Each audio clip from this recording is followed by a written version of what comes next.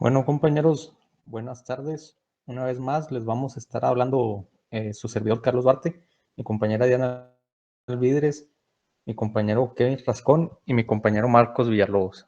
El día de hoy les vamos a hablar sobre los tumores cerebrales 1, en este caso el índice nos especifica tumores intraaxiales, tanto en edad adulta como en infantes.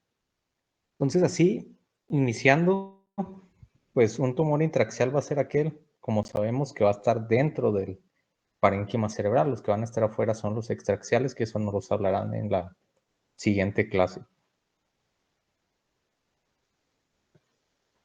Para iniciar, así sencillamente les traigo una tabla que encontramos por ahí sobre los tumores más frecuentes. El más frecuente, por mucho, son los meningiomas, pero esos se consideran extraaxiales, entonces eso los vamos a abarcar en otra clase. Los que les vamos a estar hablando el día de hoy, los que más índice tienen son los glioblastomas, que son los primeros que les vamos a hablar, y también entran otros gliomas que van dentro de la categorización donde están los glioblastomas, perdón, pero pues son otros tipos de gliomas. También encontramos a los linfomas y a los tumores ependimarios, aunque menos frecuentes. Así sencillamente, los tumores generalmente 66% van a ser benignos y 44% malignos. De los malignos, el 55% se va a dar en hombres y de los benignos el 64% en lo que es las mujeres. Para categorizarlos, la OMS desde el 2007 nos puso esta gradificación: 1, 2, 3 y 4 de acuerdo a sus componentes pues histológicos, donde pues así como tal, el 1 va a ser bien delimitado y bien diferenciado, el 2 va a ser circunscrito, pero con mayor pues capacidad infiltrativa, con posibilidad de diseminar por el líquido cefalorraquídeo. El 3 pues ya va a ser uno de tipo más anaplásico, que va a ser diseminado y con mayor capacidad infiltrativa y mayor anaplasia, como se los había mencionado. Y el 4 ya finalmente, que es el tipo más grave, pues ya va a tener mayor velocidad de crecimiento, más diseminación y va a ser mucho más anaplásico y es el de peor pronóstico. Como vemos en la imagen, el de tipo 4, generalmente glioblastoma multiforme, que es el que les voy a hablar ahorita, y el de tipo 1, el más benigno, así lo podemos llamar, es el astrocitoma pilocítico. Doc, Y la incidencia total. una preguntota. Sí. ¿De casualidad traes la del 2020 o nada más dejaste con esa del 2007? Se me hace que nada más esta, no sé si ahorita venga más adelante. Nada, o sea, está bien. Sí. Nada más igual era para que conocieran cuáles son los más comunes y los no tan comunes. Pero tengan en cuenta que hay una actualización del 2020 en donde estos van a cambiar de nombre. Por eso ya igual se me olvidó ponérselo. Era importante saber esto porque hay algunos que ya han cambiado el nombre o unos que ya desaparecieron, ¿va? O lo tomaron de diferente forma. Pero pues está bien. Continuado.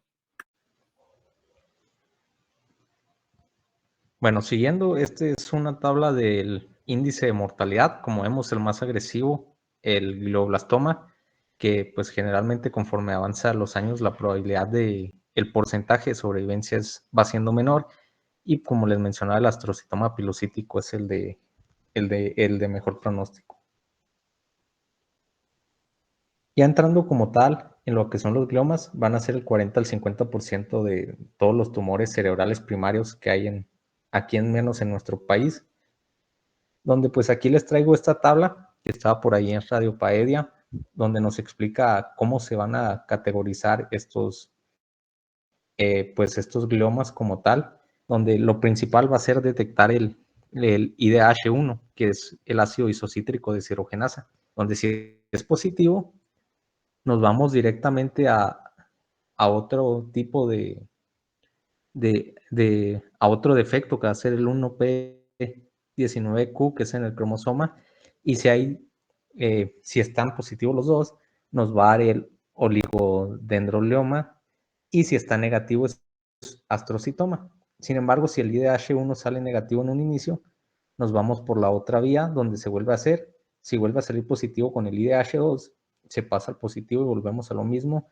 Pero si está negativo, y ahora sí nos vamos a los signos que vienen ahí, donde si se presenta ya sea necrosis, proliferación microvascular o la telomerasa transcriptasa inversa positiva, que esté aumentada más bien, o el receptor del factor de crecimiento epidérmico, ya podríamos pensar si está positivo en el glioblastoma, y en este caso el glioblastoma se denomina IDH salvaje, y el astrocitoma que ahorita se lo mencionaba es de tipo IDH mutante. Ya si está negativo todo, se va a otro que se denomina NOS, que es prácticamente uno no especificado.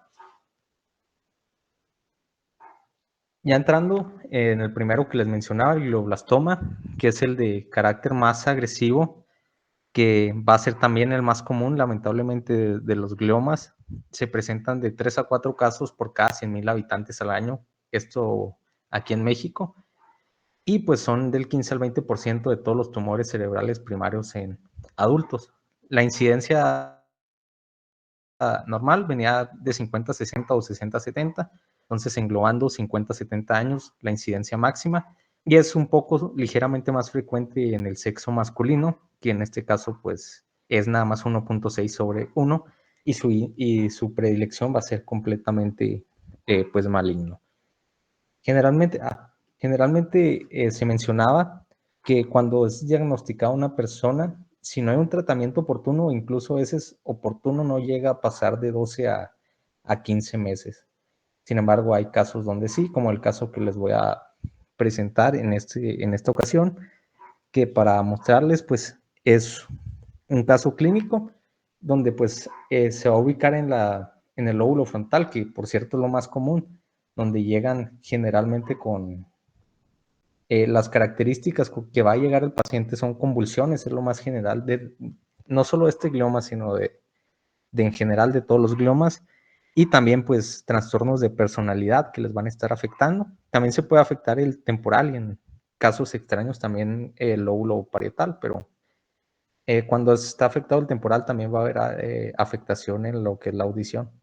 Pero lo más general es el frontal, como este caso que les comentaba, un paciente que acudió por trastornos visuales, dolores de cabeza y también una disfagia. Eh, Entre los problemas médicos que este tenía se encontraba el consumo de crack, cocaína y era fumador de un paquete al día. Entonces la primera imagen que se muestra es una T2 coronal flare.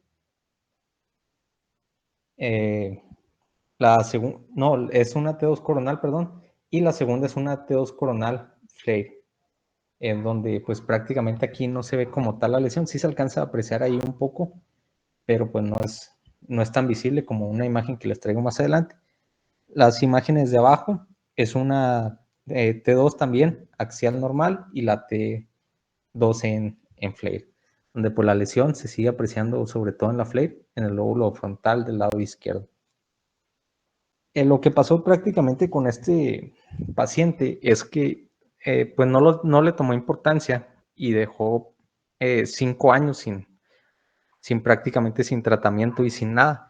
Entonces, por lo que se espera es un aumento hasta ligero o incluso pues la muerte. Este paciente no falleció, volvió después por molestias incluso más agresivas que las que había presentado anteriormente y pues le volvieron a tomar resonancia magnética en ponderación T1 sagital y T1 sagital axial, perdón, con contraste donde ya se ve más la lesión, como podemos ver.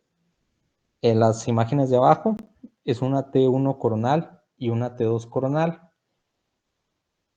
donde pues se ve claramente en la imagen izquierda la hipointensidad y en la derecha la hiperintensidad. Y a la postre volvió a dejar de ir 6 meses y ya ahora sí se le tomó una tomografía donde pues se ve claramente el tumor ya más aumentado de tamaño, la gravedad. Este paciente, por supuesto, por lo que estuve investigando, pues no sobrevivió.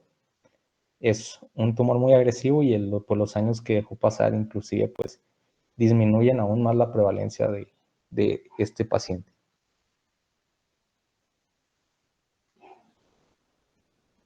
Continuando con el astrocitoma, que es el segundo de los gliomas más frecuente, se da 2 a 3 casos por cada 100,000 habitantes al año y como su nombre lo dice, se va a dar en los astrocitos del cerebro. La edad media es de 36 años para los grados 2 y 3 y para el grado 4 va a ser a los 38 años. El pilocítico, que es el más benigno, pues no tiene como una edad fija, pero pues al ser más benigno, pues el peligro disminuye. Por eso es que abajo viene de que este puede ser benigno o maligno, dependiendo la gradificación en la que se encuentre, y la incidencia sigue siendo mayor en hombres, tanto 1.5 o 2 es por una mujer. La manifestación más frecuente, como se los mencionaba, aproximadamente el 40% de los casos llegan con convulsiones, que es de las principales manifestaciones, sobre todo en lo que es, pues en los adultos, que es lo que les estoy hablando. Ahorita mis compañeros les van a hablar sobre los infantes. Entonces, pues en los adultos es convulsión, suele presentarse también dolores de cabeza como en el anterior, y según pues el tamaño de la lesión y localización, pues pueden presentarse otras manifestaciones, como podría ser hidrocefalia. La diferencia que va a haber aquí con el anterior, que se me olvidó mencionar, es que el glioblastoma, al ser de grado maligno, va a tener mucha como vascularidad, va a tender a contener sangre dentro del tumor, y este astrocitoma no va a tender a encontrarse sangre dentro de él, porque no va a tener tanta vascularización, o más bien no va a tener vascularización como es el glioblastoma. Y pues los tipos 1, como se los mencionaba, el grado 1 se dividen en 3: el astrocitoma pilocítico, el santo astrocitoma pleomórfico y el astrocitoma subependimario de células gigantes, pero pues el más común es el pilocítico, que afortunadamente pues estos 3 son benignos. La imagen que vemos superior izquierda es una FLAIR axial, la otra es una T1 axial, y las de abajo son una T2 axial, y la derecha es una DWI que veíamos anteriormente de las de difusión. Entonces, pues se alcanza a ver la lesión también en el lóbulo frontal, como era el caso anterior, siendo también la predilección de estos astrocitomas, aunque es más difuso y puede presentarse en varias zonas de lo que es el cerebro.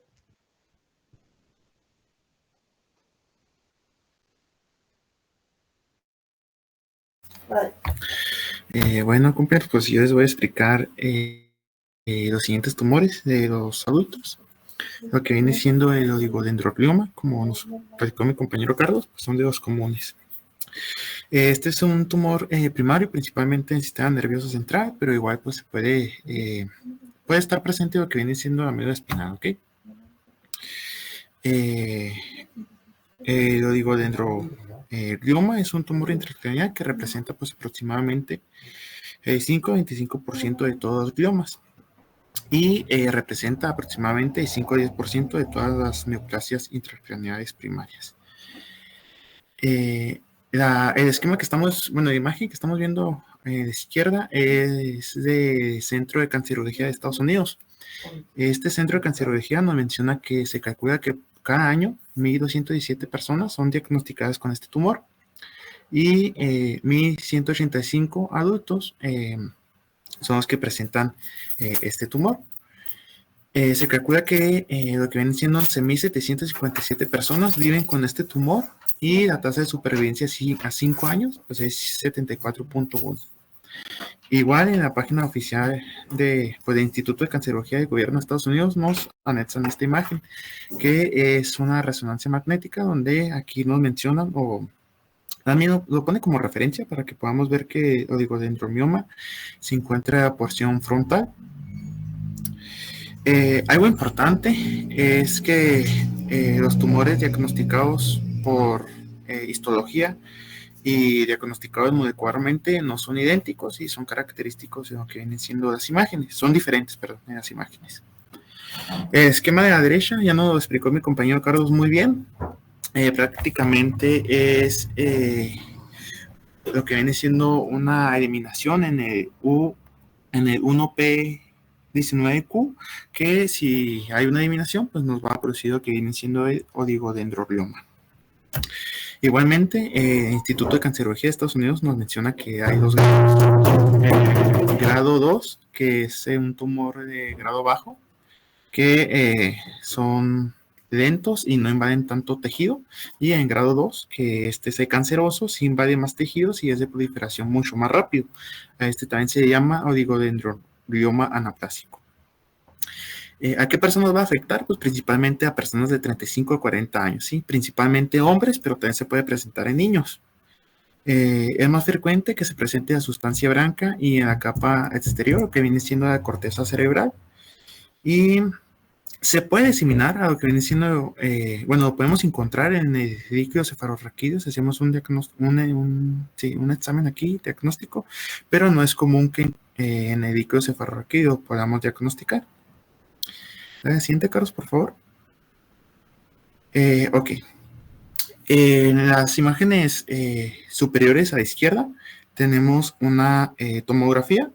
Esta es una mujer de 60 años que muestra en las dos imágenes, bueno, en la imagen izquierda principalmente, una gran masa en lo que viene siendo el lóbulo frontal izquierdo, con clasificaciones. ¿Cómo sabemos que tienen clasificaciones? Porque a esta persona mayor se realizó una tomografía con ventana ósea, que es la de la derecha, que podemos ver las clasificaciones ahí, en lo que viene siendo aproximadamente el cuerpo. ¿A qué pasó? Ok. En lo que viene siendo aproximadamente el cuerpo calloso, ¿sí? Si nos guiamos anatómicamente con la imagen de la izquierda. En las dos imágenes inferiores, en un corte coronario y un corte sagital, se presenta una masa en lo que viene siendo la parte parietal izquierda, que no se puede, no, en las de abajo. En las de abajo de la izquierda, Carlos. En esas meras, sí. Ahí. Que si vemos, no se ve mucho, se ve poco, se ve hipodenso. Entonces a esta persona, una mujer de 35 años, ahora sí las imágenes superiores a la derecha, se realizó una resonancia magnética. Esta paciente presentó lo que vienen siendo convulsiones tónico-clónicas generalizadas. Y lo que podemos ver aquí es una masa que muestra una expansión hiperintensa, lo que viene siendo el T2 de la derecha, que es diagnóstico para lo que viene siendo un oligodendroglioma. Y la imagen de la inferior a la derecha es un DWI, que ya mi compañero Josué nos lo explicó pues bastante bien, la verdad, en día de ayer. Entonces se hizo este DWI y se dio predominantemente en T2 brillante, que si recordemos es para el movimiento principalmente los líquidos. Entonces, como el tumor está ocupando una masa en el cerebro, va a haber una restricción en el movimiento de los líquidos. Y finalmente, en la imagen de la derecha inferior, es un tumor que se encuentra principalmente en el lóbulo frontal.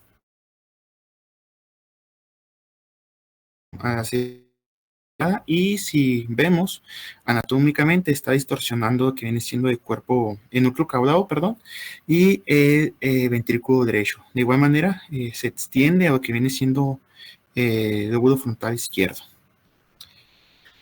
La siguiente, Carlos, por favor. Ahí es una resonancia magnética, esa se me olvidó mencionarles. Después encontramos el linfoma primario en el sistema nervioso central. Aquí el linfoma primario va a afectar al cerebro, a las leptomeninges, a la medio espinal y a lo que viene siendo el ojo.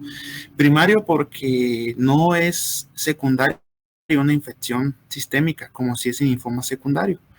El linfoma primario no tiene nada que ver con la infección sistémica.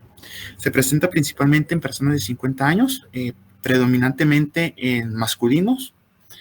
Y como es un linfoma, pues si nosotros hacemos un marcador inmunohistoquímico, pues va a salir positivo para lo que viene siendo el C19, en C22, en CD79A y el PAD5. Históricamente fue asociado a que vienen siendo las personas con VIH y SIDA, y es una masa principalmente supratentorial, hiperdensa en las tomografías y en resonancia magnética. En un T1 se va a ver hipointenso y en un T2 se va a ver isointenso. El 90% se va a desarrollar en las células B, los linfomas de Burkitt, grado alto, y pues como es un linfoma, las células tienden a acumularse lo que viene siendo alrededor o dentro de lo que vienen siendo los vasos sanguíneos. Su ubicación principalmente es solitaria en el 60-70%, pero sí puede ser múltiple en un 30-40%. Principalmente la sustancia blanca periventricular, como vemos, está trágicas a núcleo caudado en los dos hemisferios. En las imágenes de la izquierda, estas vienen siendo dos tomografías simples. La de la derecha tiene contraste y son cortes axiales. Lo que estamos viendo aquí es que se aprecia una masa hiperintensa con contraste y isodenso, perdón, en la imagen de izquierda y hiperdensa en la imagen de la derecha, que anatómicamente se encuentra en lo que viene siendo el cuerpo calloso en el núcleo caudado, y con asterisco pues hay un realce, ¿okay? Es lo que nos está señalando la imagen de la derecha. La siguiente, Carlos. Ok, en la imagen superior izquierda es un T2 que aquí lo que nos está mostrando esta imagen es una masa que se extiende a lo largo de lo que viene siendo el cuerpo calloso en los dos hemisferios. Y en la imagen inferior, debajo de esta, pues es una axial T1 con contraste. De igual manera, aquí se ve una masa que se extiende a lo largo de lo que viene siendo el cuerpo calloso de los dos hemisferios, que como es con contraste, pues se ve hiperdensa. Y ya en la imagen superior derecha, yo esta imagen la puse para que dieran un comparativo con la imagen macroscópica, porque literalmente se ve igual. Es una resonancia con un corte coronal, T1 con contraste, y pues vemos que se ve como en el corte macroscópico, ¿sí? Que está afectando a lo que viene siendo ahí el cuerpo calloso en los dos hemisferios. Y la supervivencia, según la literatura, es de 33 a 60 meses, pero esto puede variar. ¿La siguiente, Carlos? El linfoma secundario, no entra mucho en detalle en este porque este es de las leptomeninges principalmente.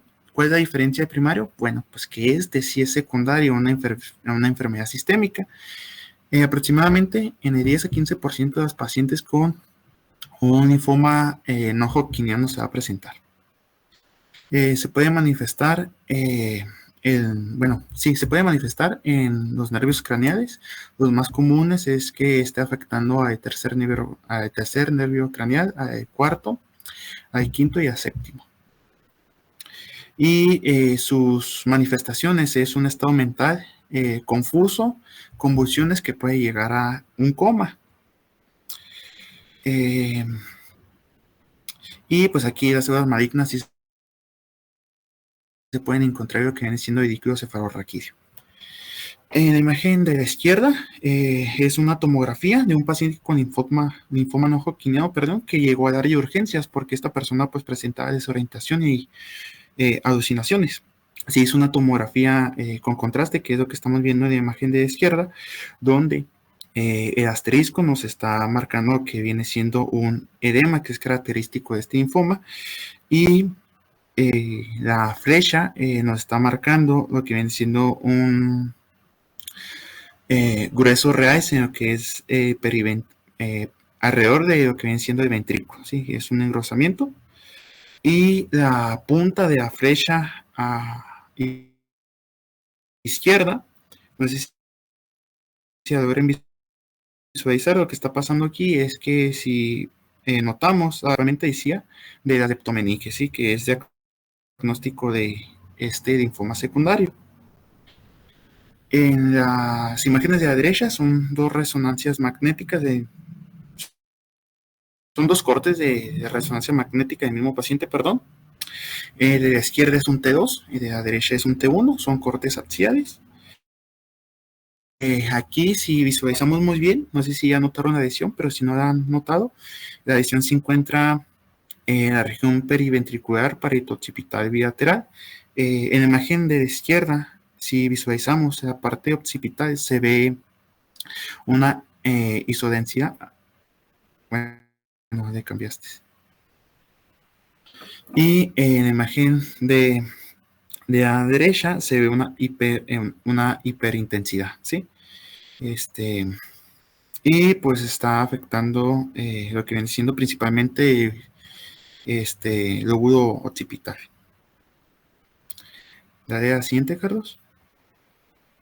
Schwannoma intracraneal, pues aquí la verdad hay varios, no voy a abundar en cada uno porque sí son bastante largos, entonces se puede presentar puede ser un schwannoma vestibular, un schwannoma de trigémino, de nervio facial o de foramen yugular.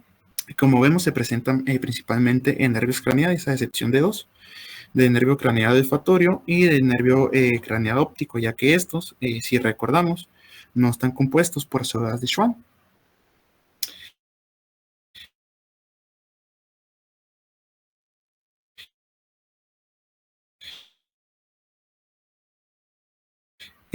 Son tumores, se presenta en adultos y en ancianos, pero tiene una predilección por el sexo femenino.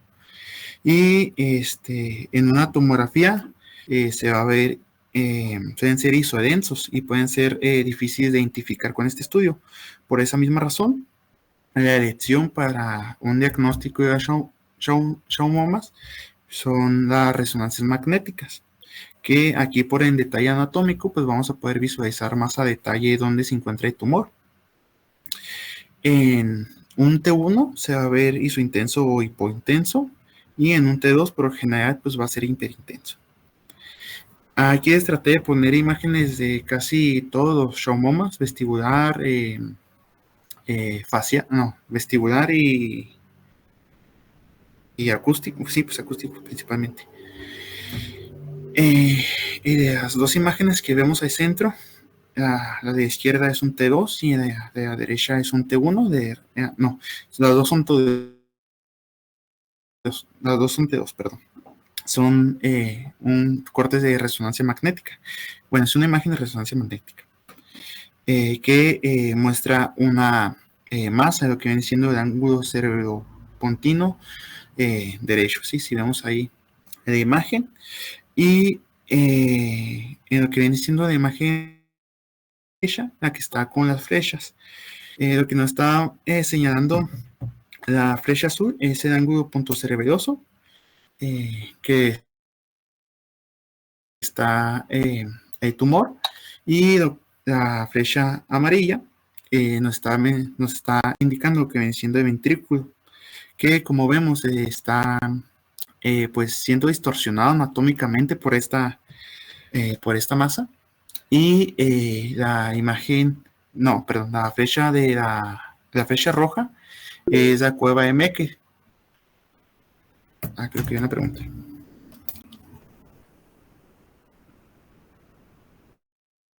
Doctor, una pregunta.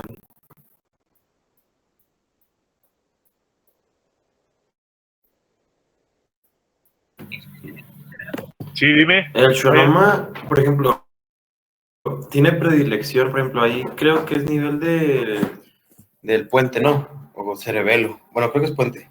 Sí, es el puente cerebroso. Es predilecto para, por ejemplo, y solamente del puente, o sea, el schwannoma, o puede ser también para el cerebelo, porque pues, leí que, o sea, tienen las mismas características, o sea, las dos estructuras, por ejemplo, histológicamente, bueno, parecidas histológicamente, y lo que es el puente y el cerebelo.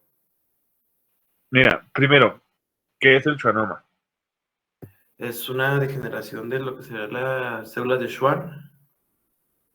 ¿Y en dónde están las células de Schwann? Pues en todos lados porque son las de, bueno, son las de la mielina, la mielinización. Entonces, Ok, pues, vas por ahí, pero están en los nervios periféricos, ¿no?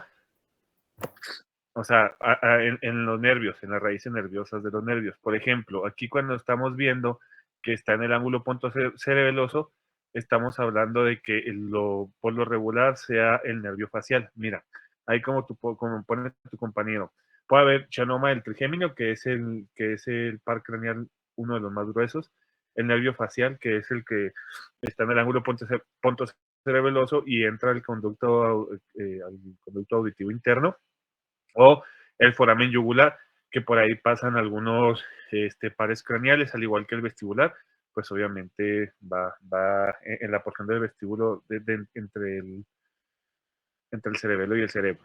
Ok, entonces, teniendo en cuenta que las células de Schwann, como tú dijiste, están en todo el cuerpo, sí, pero siempre y cuando en los trayectos que sigan los nervios craneales. Entonces, la diferencia es de que bueno, ahora estamos hablando de schwannoma intracraneal. Intracranealmente, pues pasan los 12 nervios, ¿va? De ahí es su origen, de su origen aparente, porque el origen real es por los núcleos, y obviamente en los núcleos pues, no te puede crecer un schwannoma.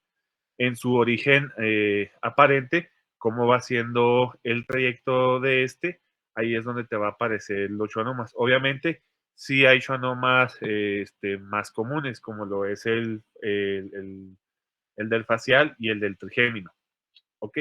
Entonces, estos tienen como características en relación a los demás, de que los schwannomas tienen un realce muy intenso tras la aplicación de medio de contraste.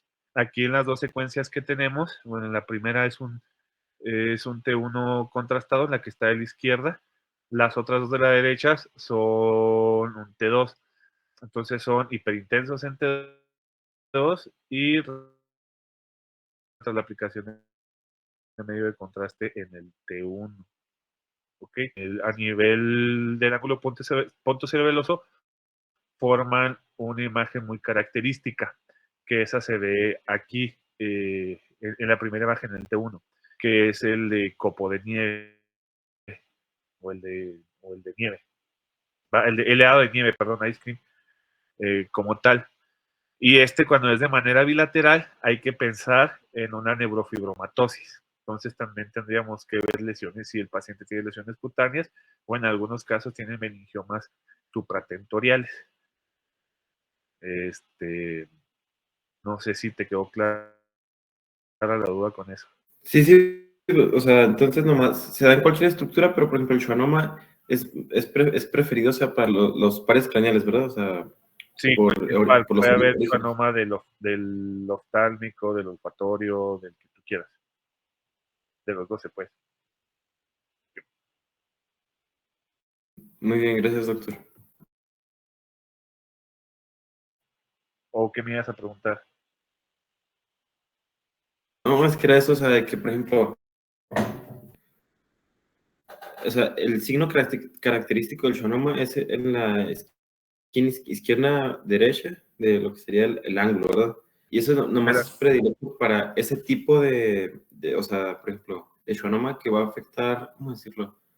Pues sí, o sea, solo afecta a los pares craneales como tal, ¿no? O sea, se podría diferenciar más que otra estructura del cerebro. pues sí, por eso haz de cuenta que la mayoría de los tumores llevan su nombre del origen, ¿va? Si recordamos, el cerebro, por ejemplo, ahorita que hablaron del glioblastoma, lleva su origen a nivel de lo que son las células gliales. El oligodendrocito, pues viene digo, fue el nombre del tumor del oligodendrocito, el schwannoma de las células de Schwann. Y así, en cráneo, bueno, en cerebro no se la complicaron tanto, le pusieron, bueno, en la mayoría de todos le pusieron el nombre del origen histológico. Por eso son llamados así, por ejemplo, el glioblastoma multiforme, ya que se da en anaplásico y en otros, bueno, ya eso ya quedó un poquito más en desuso, ya se utiliza más si es con mutación o sin mutación, o entre otras cosas, pero ya eso es meterme mucho en problemas. Ok, entonces nada más lo que quiero que sepan es que los tumores es por donde está, ok, o sea, donde se encuentra la célula, la célula precursora que se realiza. Aquí el schwannoma, pues no vamos a encontrar un schwannoma a nivel de la calota del cerebro, porque pues allá no hay pares craneales. Entonces la mayoría de los pares craneales vienen del mesencéfalo hacia abajo. Por lo regular, obviamente tenemos que incluir lo que son los nervios, los primeros 4 nervios craneales, ¿va? Entonces, pues más o menos, si nosotros entendemos un poquito de la anatomía de cómo son los nervios craneales y que en los nervios craneales te puede dar un schwannoma, pues ya de ahí vas haciendo tu diagnóstico. ¿Sí? Continuamos. Ok. Y después continuamos con metástasis cerebral, que representa aproximadamente 25 a 50% de los tumores intracraneales.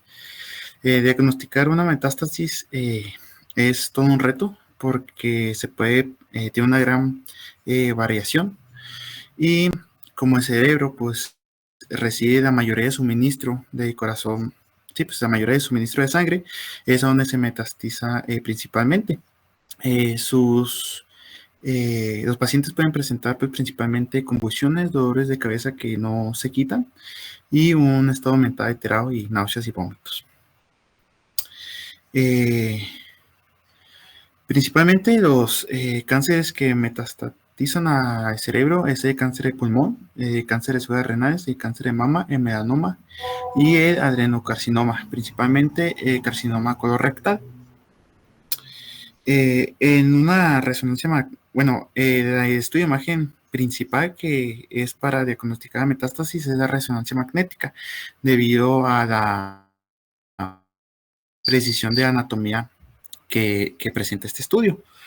La resonancia magnética en un T1 principalmente podemos ver las metástasis isointensas o hipointensas.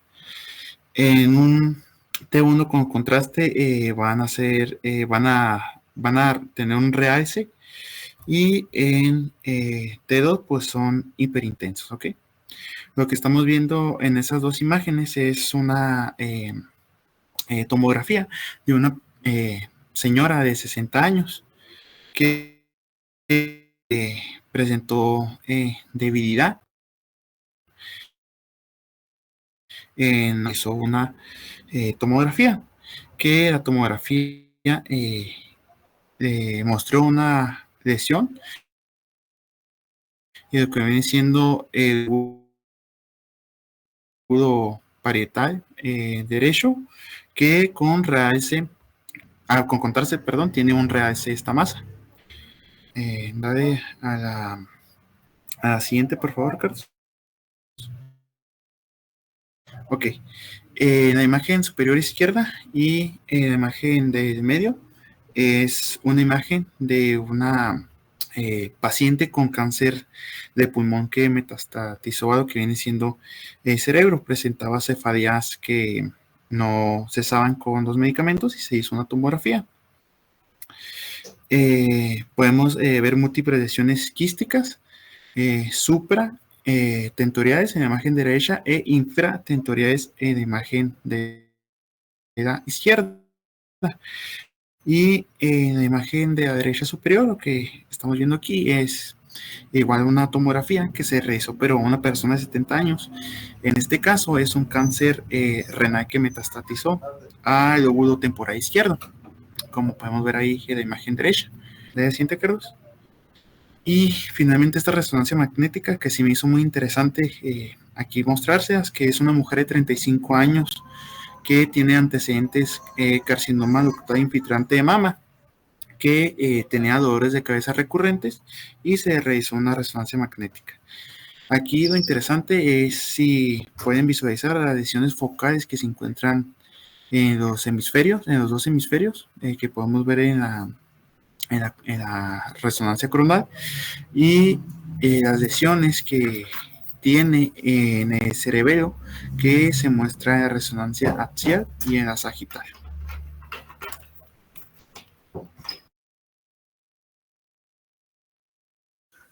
Bueno, continuando ahora con los tumores cerebrales, pero en los niños o en infantes, fue muy difícil encontrar cuáles son los más comunes, debido a que en las distintas bibliografías se contradecían, por lo que nos basaremos en esta tabla que venía en Radiology Assistant. Dale la siguiente, Carlos, por favor.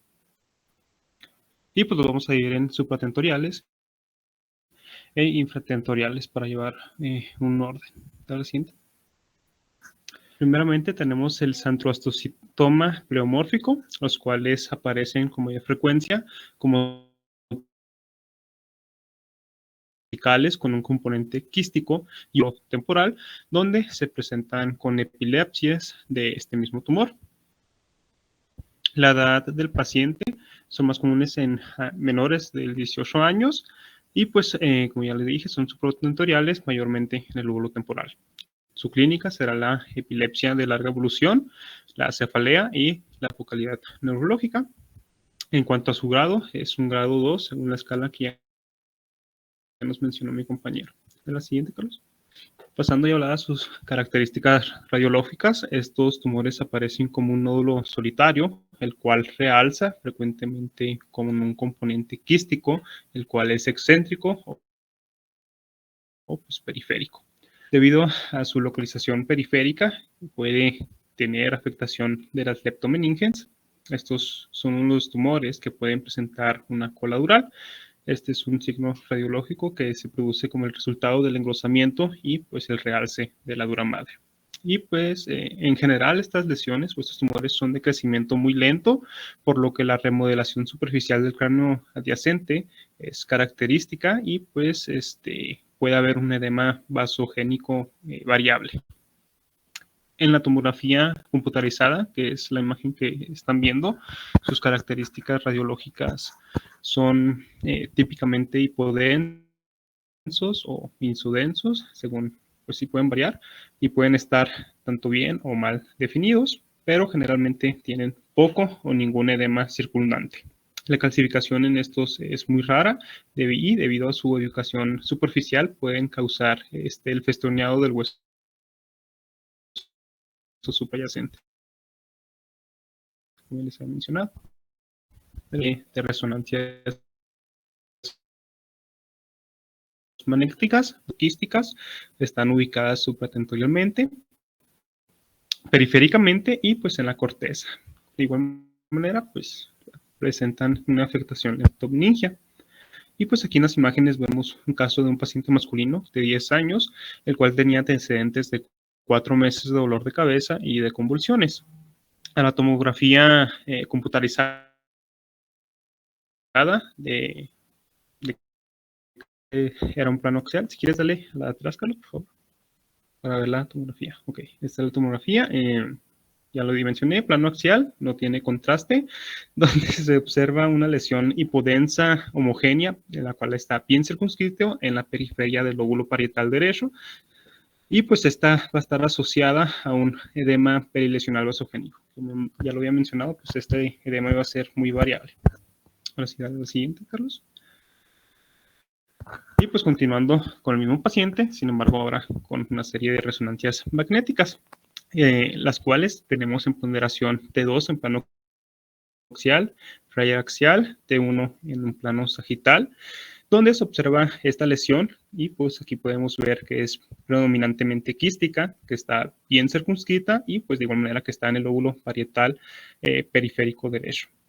Esta es hipertensa en la resonancia tanto T2 y en la FLAIR, y pues es intensa en la T1.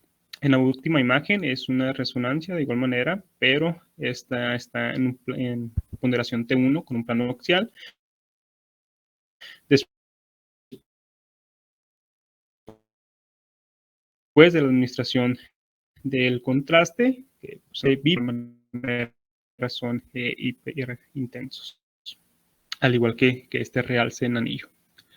A la siguiente, Carlos, por favor. Siguiendo con el tumor embrionario con rosetas multicapas, perdón. Anteriormente a este se le conocía como el PNET del sistema nervioso central. Estos son tumores de células azules pequeñas y redondeadas. Y pues se encuentran generalmente en los niños. Y pues como ya lo mencioné, antes tenían este otro nombre, sin embargo se cambió este término en la actualización del 2016 de la clasificación de la OMS a pues el término de tumor embrionario con rosetas multicapa.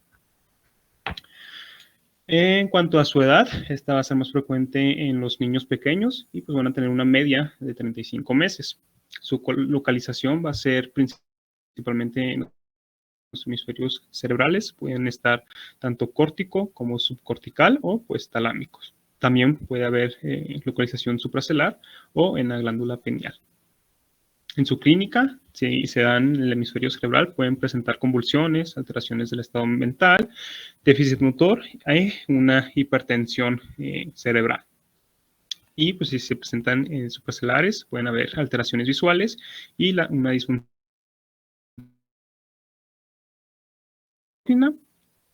y pues en los pineales, según su grado de la Organización Mundial de la Salud, como ya lo mencioné, son de los más agresivos, por lo tanto es un grado 4. De la siguiente, Carlos. Pasando a sus características radiológicas, en la resonancia magnética el tumor aparece como una masa sólida grande, está delimitada y regular,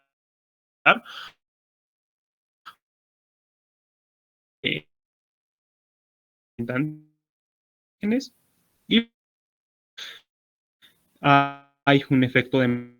En una minoría de los casos se han mostrado que puede haber tanto componentes quísticos como microcalcificaciones.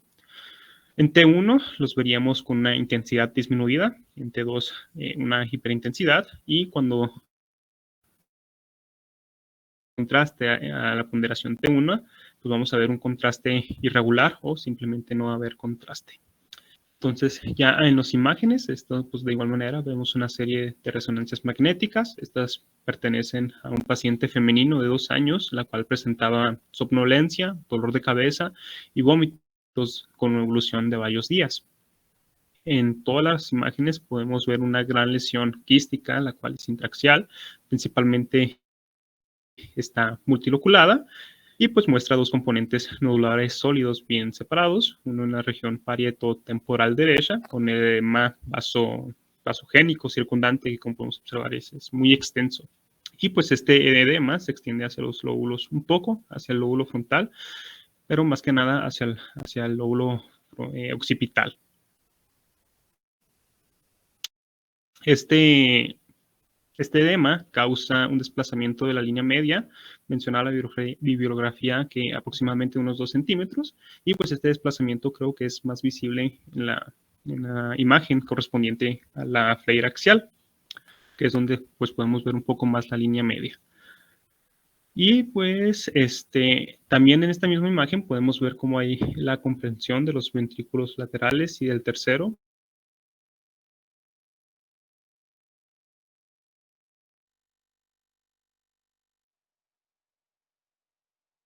del ventrículo contralateral con un edema transependimario y pues de igual manera debido al gran edema va a haber un efecto de masa en el mesencéfalo y en la parte posterior del cuerpo calloso.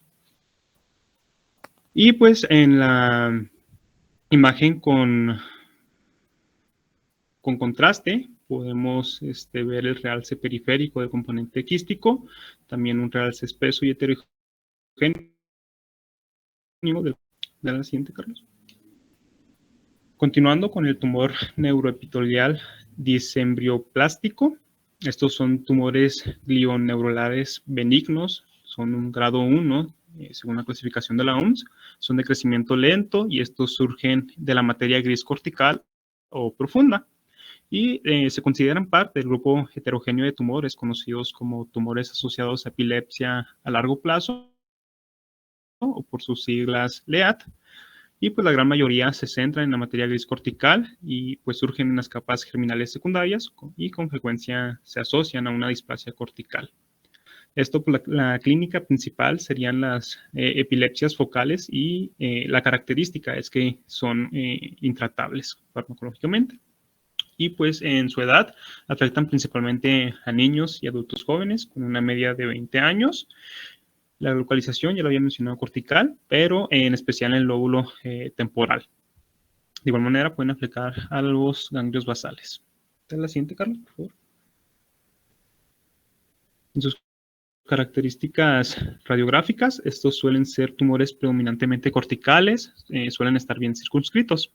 En la tomografía, que es la imagen de la mera, pues sí, hasta la izquierda, estos aparecen como masas de baja densidad, generalmente no tienen realce, o si es que tienen, es muy mínimo.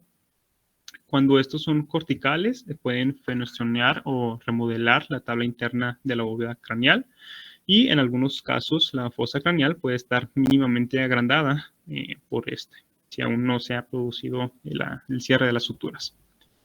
Y pues es frecuente observar calcificaciones y pues se visualizan generalmente en las partes más profundas del tumor, particularmente adyacentes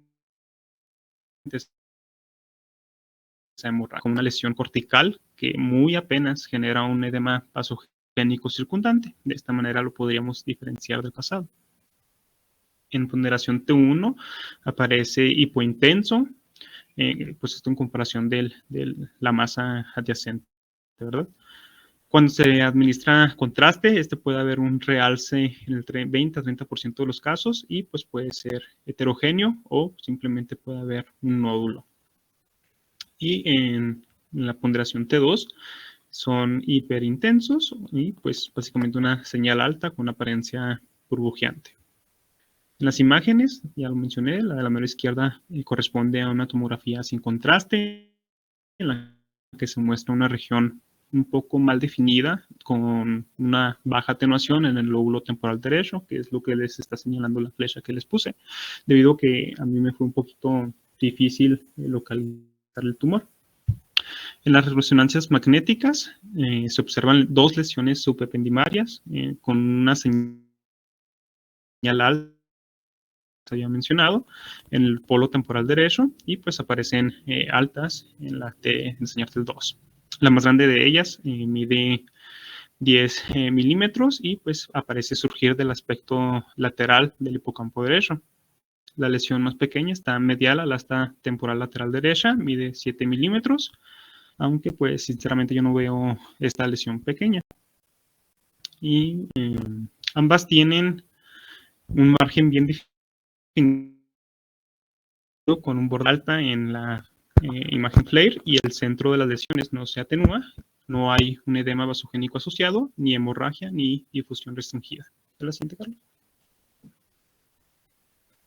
Ya para concluir con los supratentoriales, tenemos el ganglioma. Estos son tumores del sistema nervioso central que generalmente son de bajo grado. Estos se consideran tumores asociados a la epilepsia a largo plazo.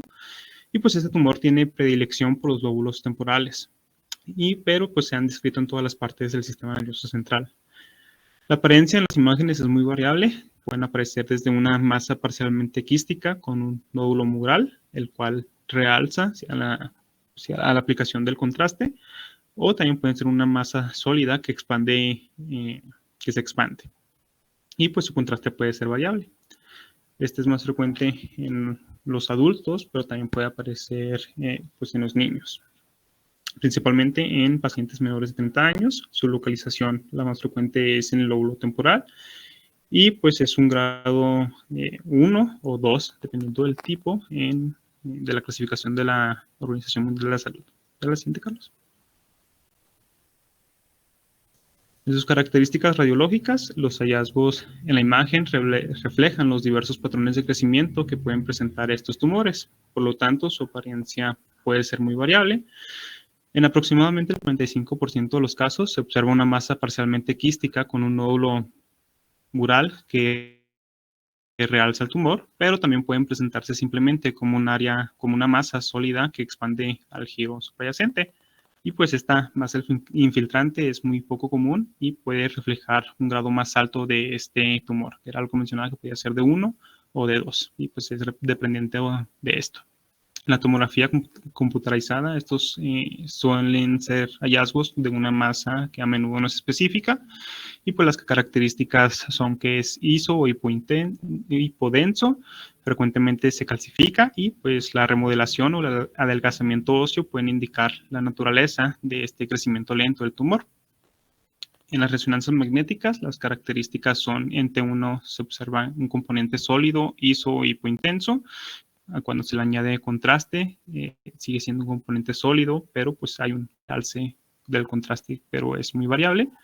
Y en T2 el componente sólido es hiperintenso, perdón, y muestra una señal variable en el componente quístico, y pues esto depende de la cantidad del material proteínico o de la presencia de los productos sanguíneos.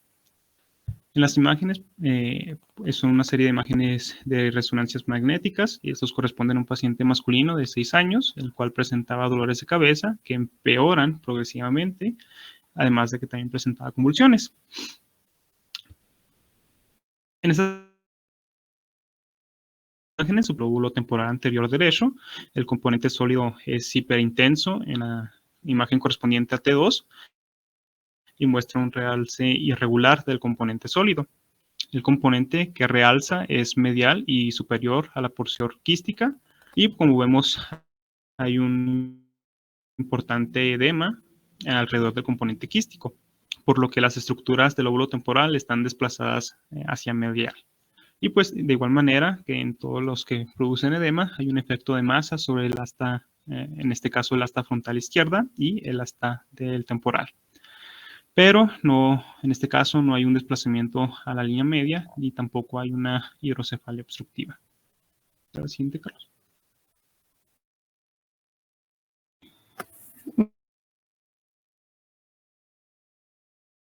Bueno, vamos a continuar ahora con los infratentoriales. ¿Vale? Bueno, principalmente tenemos lo que es el astrocitoma pilocítico. Este va a ser el que se va a presentar más frecuentemente en el 80% de los casos, y principalmente en pacientes menores de 20 años.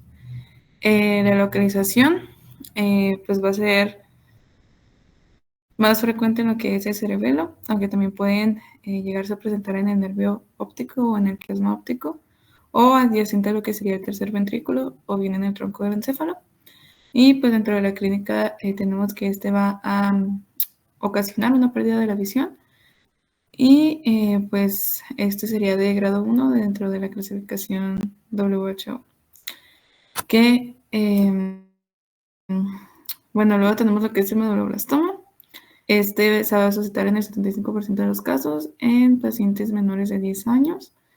Se localiza principalmente en el cuarto ventrículo, y este pues va a ir acompañado de macrocefalia, y es de grado 4, pero pues ya los iremos describiendo uno a uno de estos. Luego tenemos lo que es el ependimoma, que este se presenta en pacientitos de 3 a 5 años, y en su localización es aproximadamente 2/3 infratentoriales del suelo del cuarto ventrículo, y va a ser de grado 2. Luego tenemos los gliomas del tronco del encéfalo. Se va a suscitar en pacientes de 3 a 10 años, y se localizan en lo que es la protuberancia, el bulbo o el mesencéfalo, y pues genera lo que sería una parálisis del nervio craneal, y puede ir desde un grado 1 hasta un grado 4. Y pues también el otro que les estaré comentando es el carcinoma de los plexos coroideos. Este pues se presenta en pacientes menores de 5 años, pero más frecuente en pues pacientitos menores de 2 años, en el 70% de los casos. Se va a ubicar en los ventrículos laterales, y va a provocar una focalidad neurológica, y pues va a ser de grado 3. Dale la siguiente, por favor. Bueno, el primero de que les estaré hablando es el astrocitoma pilocítico. Como les comentaba, va a ser el segundo más frecuente y se va a presentar en el 25 al 35% de los casos. Pues va a ser el más común en la edad pediátrica y su pico de incidencia pues va a ser de los 10 a los 12 años. Van a ser una familia de tumores de crecimiento lento, principalmente no cancerosos y sin llegar a presentar alguna diseminación de lo que serían las células gliales. Estos se van a caracterizar por tener un componente quístico grande y un nódulo mural que pues se va a realzar de una manera pues brillante. En las imágenes observamos, estas fueron tomadas de un paciente de 3 años de género masculino y observamos lo que sería una lesión quística grande de lo que es la fosa posterior con un nódulo mural realzante, la cual pues nos sugiere lo que sería el astrocitoma pilocítico. Y pues de igual manera se mencionaba que se va a encontrar dentro de la clasificación de grado 1, lo cual se refiere a que es un tumor de bajo grado, que generalmente es benigno y que pues presenta un crecimiento lento pero bien diferenciado. Estos de igual manera pues suelen tener una apariencia más definida sin lo que sería una invasión de los tejidos circundantes. Entonces, por lo tanto, estos pues van a tener una mejor respuesta a lo que sería al tratamiento y pues un pronóstico más favorable. Dale a la siguiente. Y luego tenemos lo que son los tumores de la fosa craneal posterior. Estos pues van a tener un diagnóstico diferencial o una clínica muy diferente en lo que es cuando se va a presentar en un adulto o en un niño. En este caso, pues yo les hablaré de los infantes. Debido a que en el adulto, pues va a causar metástasis cerebelosa. Pero en este caso tenemos lo que es el meduloblastoma. Pues va a ser el más frecuente.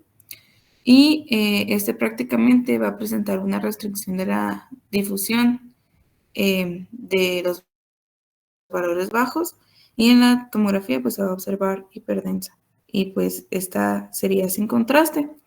Esta de igual manera no suele extenderse hacia lo que serían las cisternas basales a través de lo que es el foramen de Luschka y el de Magendie y puede llegar a presentar una metástasis en gota o una diseminación leptomeningia, que estas pues son de 0 a 3 años y es más común que se lleguen a presentar de manera supratentorial. Sin embargo, ya en niños que pues tienen una edad de 4 años o más, que se presente en infratentorial. Y en general, pues el 55% de todos esos tumores cerebrales se van a encontrar en lo que sería la fosa posterior. Este caso, ¿tenés el siguiente? Ajá. En este caso, pues se muestran lo que serían las apariencias típicas de un meduloblastoma que va a surgir del techo del cuarto ventrículo con una diseminación prominente. Esta va a ser supratentorial extensa y el origen aparente va a ser el techo del ventrículo y trata de extrusión blanda a través de lo que es los foramenos de Luschka y Magendie que les comentaba. Y de igual manera, esta pues está centrada en lo que es el techo del cuarto ventrículo y tiene una difusión restringida con alta celularidad. Que va a ser de grado 4 y pues esto nos indica que va a ser un tumor de alto crecimiento rápido con características pues muy agresivas, es decir, estos van a presentar una alta tasa de proliferación y de necrosis central pues debido al crecimiento rápido y a lo que es la falta de suministro sanguíneo. Y pues aquí en las imágenes observamos lo que es el bolo axial en la TAC, que investigando un poco, esta pues se va a referir a que el escáner va a realizar cortes del cuerpo en secciones transversales o rebanadas, mientras lo que es los rayos X, o sea, el tubo va a rotar en círculo alrededor de lo que sería el paciente. Y pues ya observamos la DWI axial, que esta pues va a ser para la difusión del agua en los tejidos, principalmente. Dale al siguiente. Luego tenemos lo que es el ependimoma. Este pues va a ser un tumor que se forma en el cerebro o bien en la médula espinal. Este va a comenzar en las células ependimarias, como su nombre lo indica, que recubren pues lo que serían los conductos que van a transportar el líquido cefalorraquídeo. En este caso se ilustra lo que es la dificultad de distinguir lo que sería el medulloblastoma de un ependimoma. Y pues a este niño se le realizó una craneotomía que confirmó pues lo que es el diagnóstico de un ependimoma de una fosa posterior. Y de igual manera, este generalmente pues va a surgir del piso del cuarto ventrículo y va a sobresalir, como observamos, de lo que es el foramen de Luschka y de McKinley. Pero pues por lo general este no va a causar una restricción de lo que es la difusión, o al menos esta no va a llegar a ser significativa. Cambia al siguiente, por favor. No, devuélvele, perdón. Bueno, en esta figura observamos lo que es un tumor heterogéneo redondeado, en lo que sería el cuarto ventrículo. Este pues es de un tamaño pues grande y significativo, que va a ser hiperintenso en lo que sería la imagen ponderada en T2 y bajo en lo que es la ponderación en T1 con realce de contraste heterogéneo. Y pues va a tener una difusión restringida intermedia en ADC. De igual manera, pues aquí se insertó lo que es una derivación ventricular a través de lo que es el lóbulo frontal derecho. Y se mencionaba que iba a ser de grado 2, es decir, estos de igual manera van a ser tumores de bajo grado, pero con una mayor potencial de crecimiento y de recidiva que los de grado 1. Estos de igual manera van a ser diferenciados y van a presentar una proliferación celular moderada. Dale la siguiente.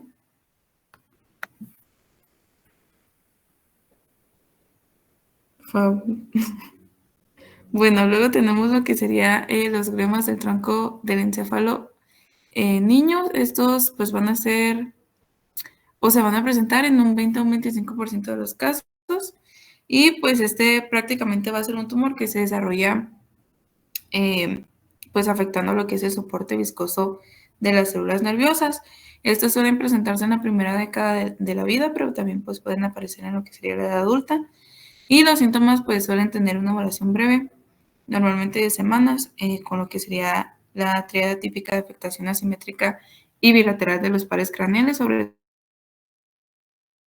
todo de y el 7, acompañado de lo que sería una hiperreflexia, debilidad, hipoestesia, que esta pues prácticamente se va a manifestar por una disminución de lo que es la intensidad de las sensaciones y de los signos cerebelosos, como lo que es la ataxia y la disartria. Y pues de igual manera presentan un lento crecimiento con tendencia a migrar a lo largo de los tractos de la sustancia blanca. Estos pueden presentarse o ir desde lo que es un grado 1 hasta el grado 4, en lo que sería la clasificación, lo que va a abarcar que pueden ser benignos, malignos o potencialmente malignos, según sea el caso. En estas imágenes observamos pues el caso de una niña de 8 años que presenta inestabilidad y mareo con dificultad para la movilidad del cuello, asociada a diplopía, una marcha inestable, habla poco fluida y una dificultad para la deglución. Y pues en las secuencias de este plano axial en T1, en la imagen A observamos que esta fue tomada sin contraste, mientras que la B y la C sí presentan este contraste, pero prácticamente aquí lo que observamos es una masa sólida en el tronco del encéfalo que afecta a la protuberancia y a lo que es el bulbo raquídeo. Esta pues va a ser hipointensa en una secuencia T1, que es la que observamos. Y tras la administración del contraste, pues se va a presentar ahora sí lo que es un realce heterogéneo, ya en lo que sería la B y la C. Dale la siguiente, por favor.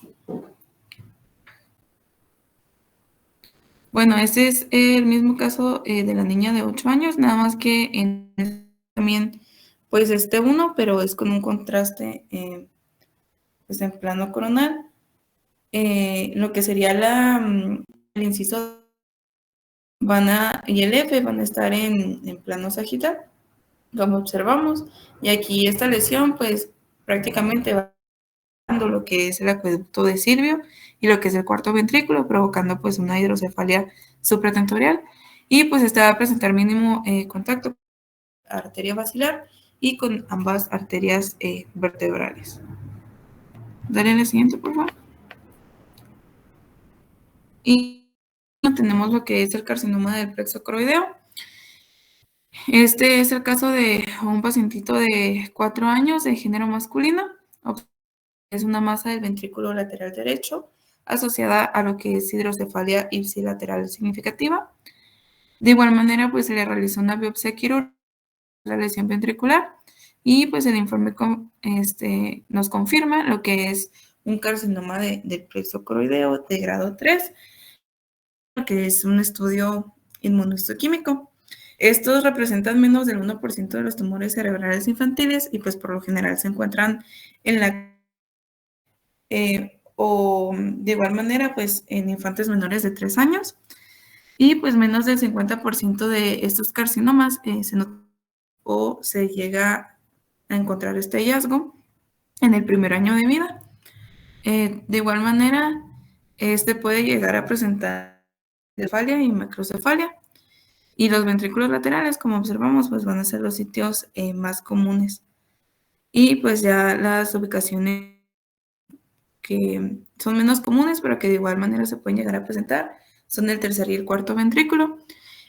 También se menciona base de grado 3, lo cual nos indica que es un tumor maligno con alta tasa de proliferación celular, acompañado de lo que sería pues características anaplásicas, se pierden pues la apariencia normal y se asemejan a células tumorales inmaduras que pueden infiltrar lo que es el tejido cerebral, que es abundante. Dentro de la sintomatología, pues estos pueden llegar a generar convulsiones tónico-crónicas, somnolencia, productividad y deterioro de lo que es el habla. Y pues de igual manera podemos revisar la historia clínica para cerciorarnos de los antecedentes de este tumor cerebral.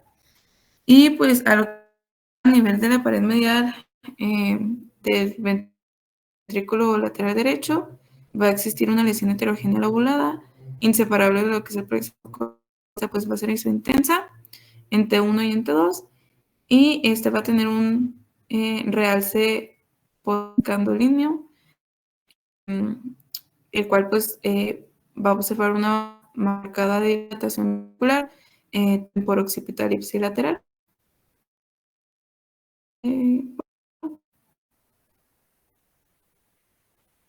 Y pues eso sería todo. Ok, nada más voy a agregar un poquito de unos ejemplos que traigo por acá. Okay.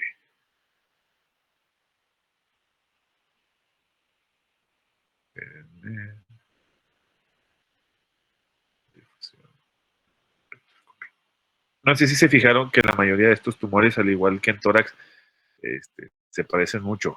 ¿Ok? Entonces, para estos casos, nosotros... Perdón.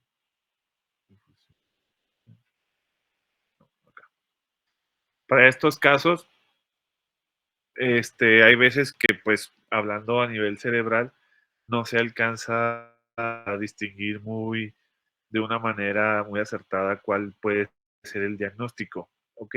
Entonces, miren, tenemos una secuencia que se llama la espectroscopía. ¿Ok? Entonces, la espectroscopía no les voy a meter mucho de lo que es la física. Pocas palabras, nos va a evaluar una serie de metabolitos. Estos son lípidos, lactato, alanina, aspartato, glutamina, GABA. Las resonancias el resonador puedes tener varios o algunos o básicos, ¿no? Eso pues no se lo voy a meter tanto en las en este tema, la verdad no quiero que lo sepan, pero por ejemplo, aquí tenemos el ejemplo de un espectroscopía de un glioma.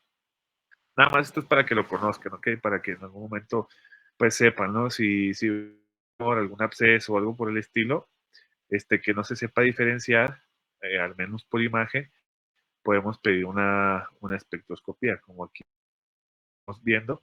Aquí este es el caso de un glioma en el cual podemos tener un pico de lo que es la colina y de la creatina. Entonces, diagnósticos diferencial que vamos a tener con estos pacientes en este tipo de tumores. Luego se veía demasiado hiperintenso, o podemos ver también un glioma de bajo grado, un astrocitoma anaplásico, o entre otros que se pueden usar. Igual también se puede usar en el cáncer de próstata. Por ejemplo, aquí en este caso tenemos un linfoma primario del sistema nervioso central.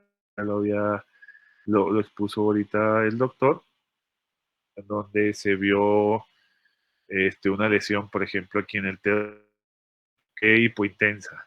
T1 más administración de medio contraste, ve que no hay un realce. En fusión se ve que está restringiendo y ya ponemos el mapa de ADC, el cual pues se ve totalmente hipointenso. Entonces nosotros decíamos, puede ser que sea una lesión. Bueno, hay una restricción de la difusión. Entonces para esto nosotros hay muchos diagnósticos, podemos hacer lo que es una espectroscopía univoxel, multivoxel, bueno, eso ya es otro un poquito muy adelantado, en donde vamos a ver cómo existen los picos de colina, y un ligeramente incremento de los picos de N-acetilaspartato. Entonces, aquí se los traduzco. Por ejemplo, la espectroscopía, esta resonancia me muestra un gran pico de colina, picos de colesterina y de creatina invertidos y de lactato, que esto pues pudiera ser muy sugestivo a darnos el diagnóstico de un linfoma primario del sistema nervioso central. Obviamente, pues a estos pacientes hay que operar y todo lo demás. Y hablando de que son los pacientes que se operan, no todo es blanco y negro en una imagen. Voy a mostrar un ejemplo, creo que compartir.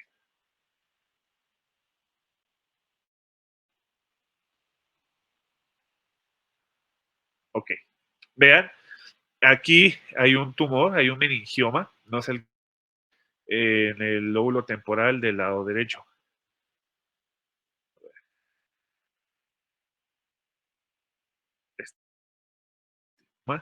Del lado derecho, que lo vamos a ver en este caso. ¿Ok? Bueno, entonces aquí lo estamos viendo un traste. Y vamos a tener esto que se va a llamar una tractografía. ¿Qué es la tractografía? Nos va a permitir identificar que son los tractos cerebrales. En este caso aquí tenemos el espinotalámico del lado. Entonces, si recuerdan, pues viene de la corteza y va a bajar por la médula, entre otros, ¿no? Entonces el tracto espinotalámico del lado derecho está rodeando la lesión. En caso, hay algunos tumores que son agresivos que los van a envolver. Entonces, ¿qué quiere decir? ¿Qué quiere el paciente?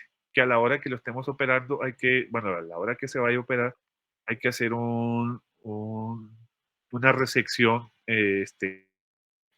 ¿por qué? Porque puede ser que se ocasione un daño a nivel del tracto espinotalámico.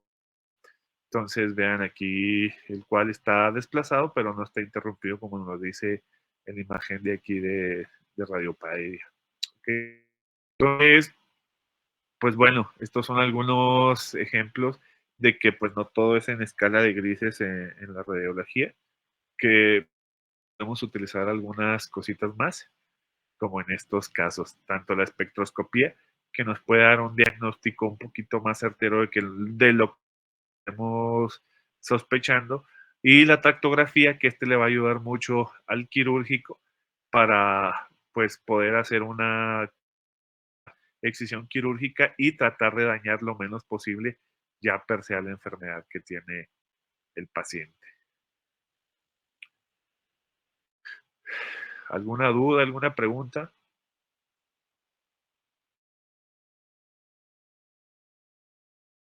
Ninguno, doctor. Ok, muy bien. Entonces nos vemos el martes a la misma hora, ¿va? Con el siguiente tema. Una aclaración. Les puse el miércoles tumores. Creo que les puse tumores 1, pero ahí viene el otro tema, que son los de hipófisis o los de la región celular, por favor. Entonces, que tengan bonito. Nos vemos después. Gracias, doctor.